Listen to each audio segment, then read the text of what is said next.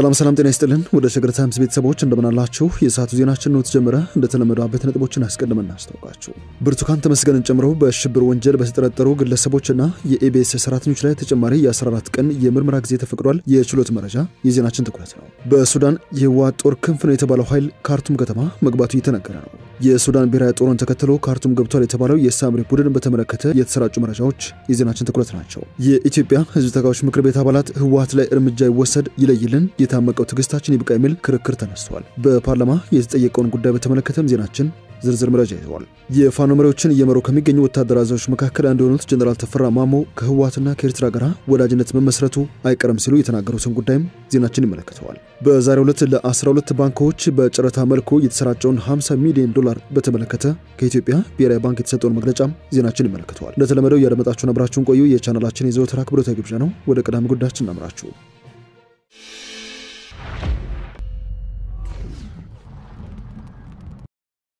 ብርቱካን ተመስገንን ጨምሮ በሽብር ወንጀል የተጠረጠሩ ግለሰቦች ላይ ተጨማሪ የ14 ቀን የምርመራ ጊዜ ተፈቅዷል። የችሎት መረጃ እንደሚያሳይ ከሆነ ብርቱካን ተመስገንን በተመለከተ በመገናኛ ብዙሃን ተላልፏል ከተባለው ሐሰተኛ ዘጋቢ ፊልም ጋር በተያያዘ በሽብር ወንጀል የተጠረጠሩ ግለሰቦች ላይ ለፖሊስ ተጨማሪ የ14 ቀን የምርመራ ጊዜ ነው የተፈቀደው። ፍርድ ቤቱ ለፖሊስ ተጨማሪ 14 ቀን የምርመራ ጊዜ የተሰጠባቸው ተጠርጣሪዎች ብርቱካን ተመስገን፣ የኢቢኤስ ቴሌቪዥን ስራ አስኪያጅ የሆኑት ነብዩ ጡመልሳን፣ የአዲስ ምዕራፍ ፕሮግራም ዋና አዘጋጅ ታሪኩ ኃይሌ፣ ደረጀ ሉቃሌ፣ ሊና ታረቀኝ፣ ንጥር ደረጀና መታገስ አለሜ ናቸው ተብሏል። በተጠረጠሩበት የሽብር ወንጀል ስልጣንን በኃይል ለመያዝ የጦር መሳሪያ በመታጠቅ በህገ ወጥ መንገድ በመደራጀት በአማራ ክልል አንዳንድ አካባቢዎች የተንቀሳቀሰ ከሚገኘው በጽንፈኝነት ከተፈረጀው የፋኖ አመራሮች ጋር በጥቅም በመሳጠር መንግስት የህዝብ ተቀባይነት እንዲያጣና ዓለም አቀፍ ተጽዕኖ እንዲደረግበት በማሰብ ተዋደውና ተከባብረው በሚኖሩ ብሔሮች ብሔረሰቦችና ህዝቦች መካከል ቅራኔ በመፍጠርና ወደ ግጭት እንዲገቡ ለማድረግ በውጭ ሀገር ከሚገኝ የጸረ ሰላም ቡድን አመራሮች ጋር በተለያዩ መገናኛ መንገዶች በመገናኘትና ተልዕኮ በመቀበል የሥራ ባራቸውን እንደ መልካም አጋጣሚ መጠቀም የሚሉ የምርመራ የጥርጣሬ መነሻ ለችሎቱ እንዳቀረበ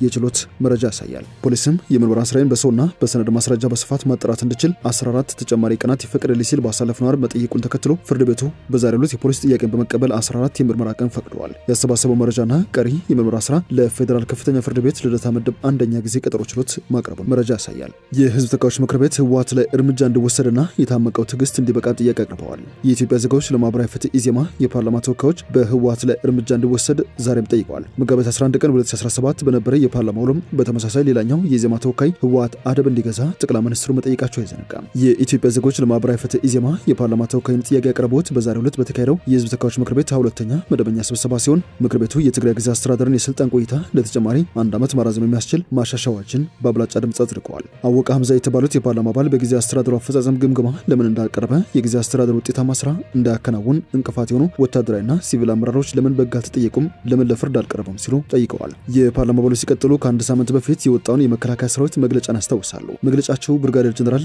ምግብ ኃይለ የፋኖችን በማደራጀት በአማራ ክልል ዘመቻ አንድነት የተሰኘ ውጊያ ከፍተው ነበር ሲል በብርቱ ወንጀሉ አይዘነጋም። በእርግጥ አወቀ የመግለጫውን ይዘት በውል ባይጠቅሱትም ሀገሪቱን ለማፍረስ እየሰራ ነው ሲሉ ወነጀሉትን ህወሓት እያሽሞነሞንን እስከ መቼ ነው የምንቆየው ሲሉም ጠይቀዋል። ቀድሞም ቢሆን ከሽብርተኝነት ሲሰረዝ አጠያቂ ነበር። አሁንም በእንደዚህ አይነት መልኩ በእርሳቸው አገላለጽ እያሽሞነሞኑ መቀጠሉ አብቅቶ አንዳች እርምጃ እንዲወሰድ ሲያሳስቡም ተደምጠዋል። ሌላኛው የኢዜማ የፓርላማ አባል አብርሃም በርታ በበኩላቸው ህወሓትን ጊዜ አስተዳደሩ ስራውን እንዳይወጣ አፍራሽ ሚና ሲጫወት የቆየና ግትር ሲሉ ጠርተውታል። ስለሆነም አዲስ በሚቋቋመው አስተዳደሩ ውስጥ ሌሎች የፖለቲካ ድርጅቶች እንዲካተቱ ምን ያሳሰቡት የፕሪቶሪያውን ስምምነት በማግኘት የጠቀሱት የፓርላማ አባሉ የህወሓት ተዋጊዎች ትጥቅ መፍታት እንደነበረባቸው ማስታውሰዋል። ነገር ግን ዲዲአር ለመተግበሩ ህወሓትን ብቸኛ የጦር መሳሪያ የታጠቀ የፖለቲካ ፓርቲ አድርጎታል ባይናቸው። በማከልም ልክ እንደ ፓርቲያቸው አባልና የፓርላማ ተወካዩ አወቀ ሐምዛ ሁሉ አብርሃምም የመከላከያ ሰራዊት መግለጫ አስታውሰው ለትግራይ ክልል ብቻ ሳይሆን ለኢትዮጵያም ሰላም እጦት መነሻ ነው ሲሉ ፈርጀውታል። ህወሓት ላይ በፓርላማ እርምጃ እንዲወሰድ ሲጠየቅ ይህ የመጀመሪያው አይደለም። መጋቢት 11 2017 ጠቅላይ ሚኒስትር አብይ አህመድ በተገኙበት የፓርላማ ውሎ ሌላኛው የኢዜማ ፓርላማ አባል ህወሓት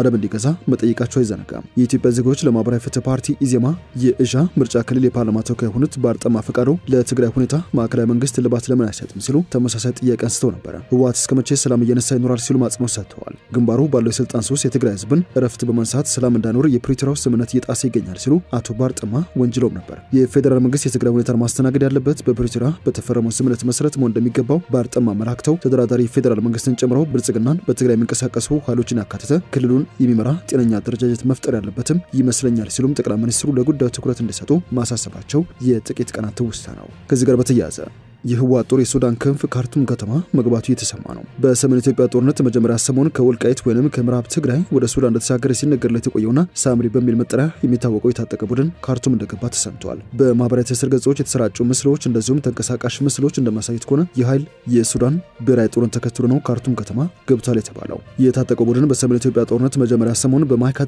የጅምላ ጭፍጨፋ ፈጽሞ ወደ ሱዳን የተሻገረ ስለመሆኑ የሚነገርለት ሲሆን በአምነስቲ ኢንተርናሽናል ጭምርም ስሙ በቀይ መዝገብ የሰፈረ ነው። ወደ ሱዳን መሻገሩ ከተሰማ በኋላ አሁን የትግራይ ግዛት አስተዳደር ሰላምና ጸጥታ ቢሮ ኃላፊ በሆኑት ያኔ ሱዳን ነበሩ በሚባልላቸው ጀነራል ፍሳ ማንጆስ እንደገና ተደራጅተው በሁመራ በኩል ወረራ ለመፈጸም ሲዘጋጅ እንደነበረ በወቅቱ በመከላከያ ሰራዊት ይፋ ሲደረግ የነበሩ መረጃዎች ያሳያሉ። የትግራይ ተወላጅ ሰላም አስከባሪ ኃይሎችም ጭምር እንደተቀላቀሉት የሚነገርለት የሳምሪ ቡድን ከፕሪቶሪያው ስምምነት በኋላም ከነትጥቁ በሱዳን ይገኛል ሲባልም እንደነበረም የቅርብ ጊዜ ትዝታ ነው። ከወራት በፊት ግን አዲስ ነገር ተሰምቶ ነበር። እርሱም ከሱዳን ብሔራዊ ጦር ጋር እየተዋጉ የሚገኙት የሱዳን ፈጥኖ ደራሽ ኃይል ጀነራል ሐምዳን ዳጋሎ ኢትዮጵያን ታጣቂዎች ከአልቡርሃን ጦር ጋር ወግነው እየተፋለሙን ይገኛሉ የሚል መግለጫ ነበረ በወቅቱ የሰጡት። ሄሜቲ ኢትዮጵያ ያሏቸው ታጣቂዎች የሳምሪ ቡድን አባላት ሲሆን በወቅቱ ተማረኩ የተባሉ ቡድኖችም ምስላቸው ሲሰራጭም ነበር። የሳምሪ ቡድን አርሚ 70 የሚል ቅጥል ስም እንደተሰጠው የመረጃ ምንጮች የሚገልጹ ሲሆን ከሰሞኑ የሱዳን ጦር የሄሜቲን ሰራዊት አሸንፎ ካርቱም ከተማን ከ2 ዓመት በኋላ ሲቆጣጠር ከነትጥቃቸው በተሽከርካሪዎች ጭምር ሲጨፍሩ ታይተዋል የተባለው የሳምሪ ቡድን አባላት በካርቱም ከተማ ከነትጥቃቸው የሱዳን ጦር ጋር መታየታቸው የአልቡርሃንን ሰራዊት በቅጥረኝነት እያገለገሉ ስለመሆናቸው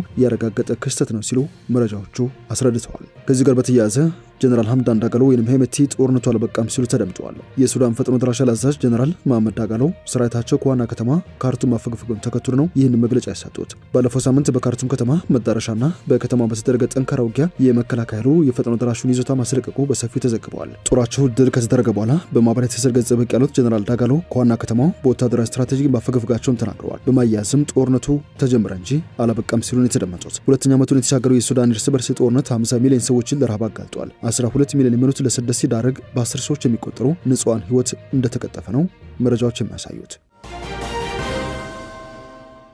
ይህ ሸገር ታይምስ ነው። የሰዓቱ ዜናችን እየተደመጠ ይገኛል። ጀነራል ተፈራ ማሞ ከህወሓትና ከኤርትራ ጋር ወዳጅነት መመስረቱ ይቀጥላል ሲሉ ተናግረዋል። የፋኖ መሪዎችን እየመሩ ከሚገኙ ወታደራዊ አዛዦች መካከል አንዱ የሆኑት ጀነራል ተፈራ ሰጡት በተባለ ቃለ ምልልስ ላይ ነው ይህ ወታደራዊ ትብብር ሊኖር እንደሚችል ጥቆማ ሰጡት። በዩቲዩብ ገጾች ላይ የተለጠፈውና ተቃዋሚ ሚዲያዎች እያራገቡት የሚገኘው ቃለ ምልልስ እንደሚያስረዳው የአማራ ህዝብ የህልውና ፈተና ከገጠመው ከህወሓትና ከኤርትራ ጋር ትብብር ሊፈጥር የሚችልበት እድል ሰፊ ነው ብለዋል። ጀነራሉ ለአሁኑ ግን ከሁለቱ ኃይሎች ጋር የተጀመረ ወዳጅነት እንደሌለ ሲናገሩም ተደምጠዋል። መከላከያ ሰራዊት ባሳለፍነው ሳምንት መገባደጃ ይፋ ባደረገው መግለጫ በአማራ ክልል የሚንቀሳቀሱ ታጣቂዎች የትግራይ ኃይሎች አዛዥ በሆኑት ጀነራል ምግባ ላይ የተመሩ ጥቃት ከፍተዋል፣ በመምራ ላይ ሳይቀርም ጥቃት ፈጽመዋል ሲል አስታውቆ ነበር። ምንም እንኳን የህወሓት ጀነራል ምግባ ኃይለ እኔ አንድም የፋኖ መሪ ጋር ግንኙነት የለኝም፣ እንደዚህ አይነት ድርጊት ውስጥም ፈጽሞ አልሳተፍም ሲሉ ቢያስተባብሉም የአንድነት ዘመቻ የተባለ የፋኖ ወታደራዊ እንቅስቃሴ በአማራ ክልል መካሄዱን ገልጾ ከዚህ ጀርባ ጀነራል ምግባ እንዳሉበት ጠቁሞ ነበር። ጀነራል ተፈራ ማሞ ግን ለተቃዋሚ ሚዲያዎች በሰጡት ቃለ ምልልስ ህልውናችን ተጋርጦ መጥቷል፣ ከዚህ የተነሳ ወደፊት ግንኙነታችን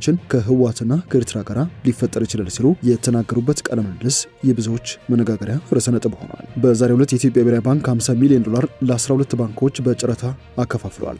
ማዕከላዊ ባንኩ ዛሬ ባደረገው የውጭ ምንዛሬ ጨረታ በአማካኝ 1 ዶላር 131.70 ብር መሸጡን የታወቀው ባንኩ በየሁለት ሳምንቱ አዋጣው ለባለ የውጭ ምንዛሬ በጨረታ የመሸጥ አሰራር መሰረት ዛሬ 50 ሚሊዮን ዶላር ባንኮች እንዲገዙ አቅርቦ ነበር። በዚህ መሰረት 12 ባንኮች የውጭ ምንዛሬውን መከፋፈል እንደቻሉ ነው ብሔራዊ ባንክ ያስታወቀው። ከአንድ ወር በፊት 60 ሚሊዮን ዶላር ለጨረታ አቅርቦ በአማካኝ 135.6 ብር ለ1 ዶላር መግዣ አቅርቦም ነበር። ዛሬ በወጣው ጨረታ የቀረበውን አማካኝ ዋጋ ካለፈው አንጻር 3% አካባቢ ቅናሽ እየታየበት ነው ተብሏል። በትናንትናው ዕለት ብሔራዊ ባንክ ከባንክ መሪዎች ጋር ባደረገው ስብሰባ የውጭ ምንዛሬ ህጎች እንዲከበሩ አስጠንቅቆ ነበር። በተጨማሪም የውጭ ምንዛሬ ግብይት ላይ የሚታሰብ ኮሚሽንና የአገልግሎት ክፍያ እንዳይጋነንም ባንኮችን አሳስቦም ነበር። ባንኮች በቀደመው ጨረታ ከፍ ያለ ዋጋ መቅረባቸው መዋያ ሆኖ ቆይቶ እንደነበረ በትናንትናው ዕለት የወጣው የብሔራዊ ባንክ መግለጫ ያሳያል። ብሔራዊ ባንኩ ይህንን የውጭ ምንዛሬ ሽያጭ ጨረታ በየሁለት ሳምንቱ ለበርካታ ወራት ለማካሄድ ያሰበው የማዕከላዊ ባንኩን የተረጋጋ የውጭ ምንዛሬ ስርዓት ግብ ለማሳካት መሆኑን የባንኩን መግለጫ በማያያዝ ሸገር ታይምስ መዘገባ የሚታወስ ነው።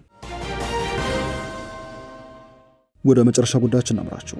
በጠለምት ወረዳ 7051 ሰዎች በወባ በሽታ መያዛቸው ተሰምቷል። በጠለምት ወረዳ 7051 ሰዎች በወባ በሽታ መያዛቸውን የወረዳው ኮሙኒኬሽን ጽህፈት ቤት ኃላፊ አቶ በድሉ ዘዱ ለሀገር ውስጥ የዜና ምንጮች ተናግረዋል። በቂ መድኃኒት አለመኖር፣ የአጎበር እጥረት፣ የኬሚካል ርጭት ያለመደረግ ለወረርሽኝ መስፋፋት ምክንያት ስለመሆኑ ነው የጠቆሙት። በማከልም በወረዳው በቂ የጤና ባለሙያዎች አለመኖራቸውን የገለጹ ሲሆን የክረምት ወቅት እንደመቃረቡ የሚመለከተው አካል መፍትሄ ቢሰጠን ሲሉም ነው የጠየቁት። መድኃኒት በበቂ ሁኔታ አለመኖሩ ከወባ በሽታ በተጨማሪ የስኳር ህመምና መሰል በሽታዎችን ለመከላከል ፈተና ሆኖ እንደቀጠለም ነው የተሰማው። ወረዳው በጸጥታ ችግር ምክንያት መድኃኒት በሚፈልገው ልክ እያገኘ ለመሆኑ ነው ለዜና ምንጮቹ ያስታወቀው። የሰዓቱ ዜናችን ያደመጣችሁትን ይመስላል። ወደ ሸገር ታይምስ ቤተሰቦች ስለሰማችሁን አመሰግነን። በያላችሁበት ሰናይ ጊዜ